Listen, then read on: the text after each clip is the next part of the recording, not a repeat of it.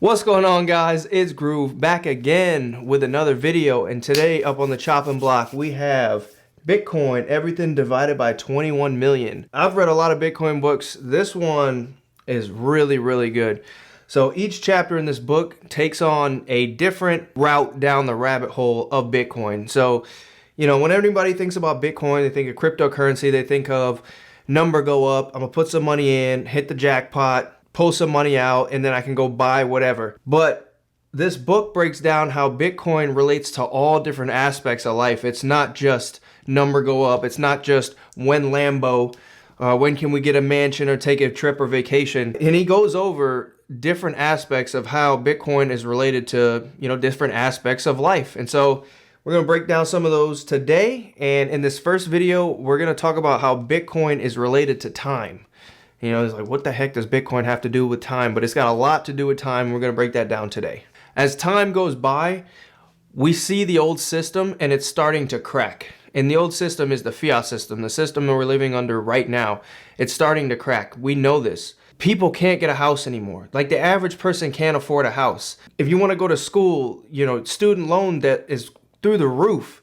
People don't want to start families. People don't want to have kids. Like, it's getting harder to just live life. Groceries are through the roof. You can't even buy steak and eggs because they're so expensive. So people are starting to cut back and eat different things. All of this is because this bad money system that we live under right now. Bitcoin has come to fix this. As this old system erodes, you're going to see people who are in this Bitcoin system, they're going to have more power. They're going to have more influence because they got in early. When it comes to time, we can't change the direction of time. Time flows in one direction only, but we can change our relationship with it. Under this current system that we live under, this fiat system, it makes you think short term when it comes to time. You're always thinking, how do I get money today? How am I going to be able to pay my bills next week? How do I make it to next payday? How am I going to pay, my mortgage or my rent on the first of the month? It's always short-term thinking.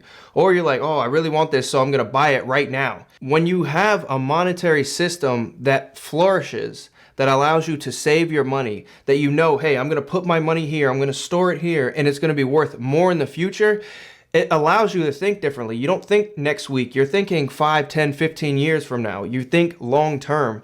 And so when you go to a good money system like Bitcoin, it allows you to view time differently. It expands time for you. It just makes you more happy. You understand, hey, I may be struggling today. I'm at work and it kind of sucks, but I know my future is going to be brighter because I'm investing, or not investing, but I'm saving my money in something that's going to grow. I can go through these struggles today because I know there are brighter days ahead compared to, again, we see it so much today. The kids are just, oh, what's the point of work? I'm tired of the whole thing. I want to get rid of it. What am I doing with my life? I'm just going to give up. All of this is because we're living under a bad money system and they don't understand it. So when you see these TikTokers talking about giving up on life, it's because they don't understand the money system that they live in right now is bad. And there is a fix for that. Well, there's not really a fix, but there is an opt out into something better, which is Bitcoin. But that's going to require so many people to put in, hours and hours of study time. But that is the life raft to the system. But again, it's so easy for me to spot because I've read all the books, I've watched all the podcasts, and it just it makes me want to shake people. And every time I see these new TikToks of people talking about how they're just giving up on life because it's not even worth it. And I get it. If you're saving up money for a house, and then you get a certain amount for that 20% that you want to put down, and then, that following year comes up and you're like, I'm finally ready to get my house, and then you just need more money. Oh, now the house is $400,000. All right, cool. I'll go back and I'll save some more money, and then you come back the next year. Now the house is $450,000.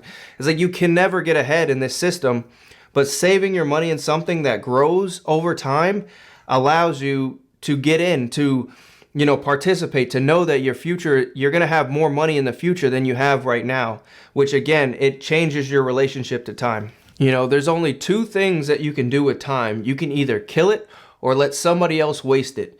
And successful thieves steal your time without you even noticing it. And who are these successful thieves? It's the Federal Reserve. It's the people that print the money, which devalues your current dollars that you have on you. You don't realize it, but this is why every year you have to work longer and harder hours just to afford the same groceries.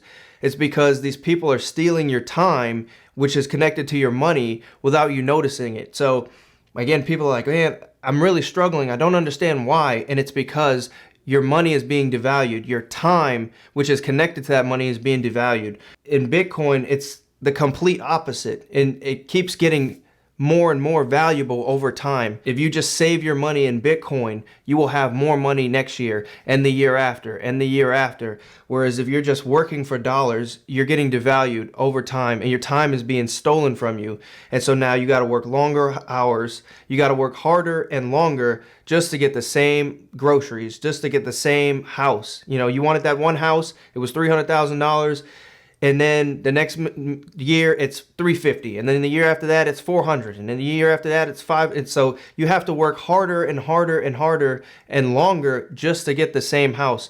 And so many people today, again, have just given up because of that. They're like, I'll never be able to afford a house. You know, that's how you can tell that this current financial system has been stealing people's time. Because before, generations in the past were able to work a few years and get a house, and now it's like, hey, now I have to work for 30 years and get the same house.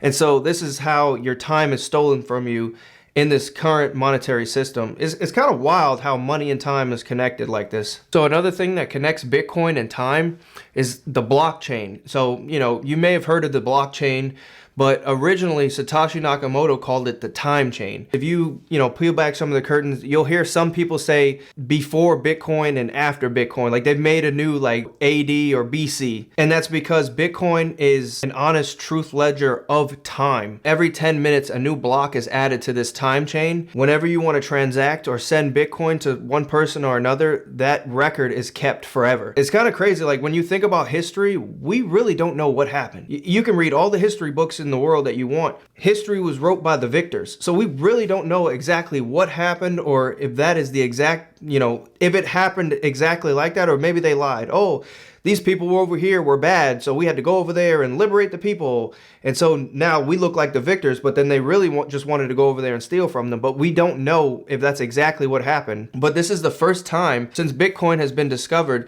that we have an honest, open time chain ledger of exactly what is happening, who is transacting with who's sharing value with one person or another. Like even now with the fiat system, we have no idea who's getting money, where it's going, where it's getting sent, who's getting a kickback, who is stealing some off the top. It's all kind of just in the shadows and behind curtains. We really don't know. To create an honest and open ledger, and you can look back over every transaction from the day of inception, it kind of is like a new connection to time in a way. Another interesting thing about Bitcoin and time is that Bitcoin has an internal clock that adjusts every 2016 blocks. Some people kind of have dug into this and it's like, well, why every 2016 blocks? And some people believe this is kind of like a middle finger to the United States government, because 216 blocks backwards is 6102, and that was the executive order that America instilled on the public to be like, hey, give us your gold. So they confiscated everybody's gold with Executive Order 6102. And so some people believe that it was put like that on purpose to kind of just give a middle finger to the US government for stealing their people's gold. But who really knows? But again, Bitcoin is connected to time because every 216 blocks, it adjusts. And so what is it adjusting? It's adjusting the mining difficulty. So mining Bitcoin is about guessing a very long cryptography number. And that takes on average about 10 minutes.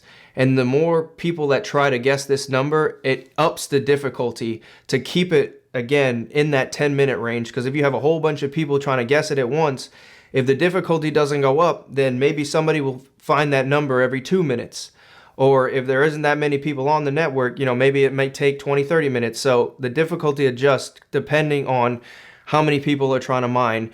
And that is kept around 10 minutes. And as we just continue to live in this fiat world of dollars and euros or Japanese yen or whatever, currency your country has, they all depreciate in value over time. So all it's doing is it's just stealing more and more and more of your time. And so going to Bitcoin and actually saving your money in Bitcoin, it gives you time. It gives you more time. It lets you think about the future more. It allows you to focus on your family and your craft or whatever you're trying to do more, because you don't have to worry about the future, because you know your money and your time is growing. And so it really gives you a different look on time itself. So yeah, I really like this chapter. It definitely hit Bitcoin from a different perspective, other than just, you know, it's just money and something you can use to spend. So yeah, hopefully you found this video helpful.